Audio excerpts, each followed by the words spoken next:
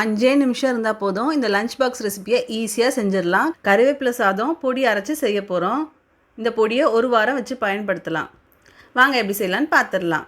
ஒரு கடாயில் 1 ஸ்பூன் உளுத்தம்பருப்பு, 2 ஸ்பூன் கடலைப்பருப்பு, 1.5 ஸ்பூன் தனியா, 1/4 ஸ்பூன் மிளகு, 1/4 ஸ்பூன் சீரகம் இதெல்லாம் மீடியம் ஃப்ளேமில் வச்சு நல்லா ட்ரையாக ரோஸ்ட் பண்ணிக்கோங்க. பருப்புலாம் லேசாக செவந்ததும் 5லேருந்து 6 காஞ்ச மிளகா காரத்துக்கு ஏற்ப சேர்த்துக்கோங்க.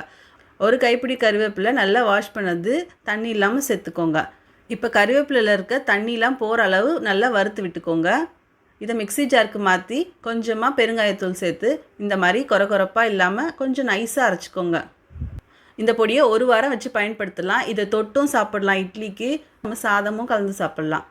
ஒரு கடாயில் 4 டேபிள் ஸ்பூன் எண்ணெய், 1/4 ஸ்பூன் கடுகு, 1/4 ஸ்பூன் சீரகம், கொஞ்சமாக பெருங்காயம் இதெல்லாம் நல்லா பொரிஞ்சதும் 3 டேபிள் ஸ்பூன் வேர்க்கடலை, 3 காஞ்ச மிளகாய் உடச்சி சேர்த்துக்கோங்க. வேர்க்கடலையே ஒரு 2 நிமிஷம் நல்லா வறுத்து விட்டு வடித்து ஆற வச்ச சாதம் 2 கப் சேர்த்துருக்கேன்.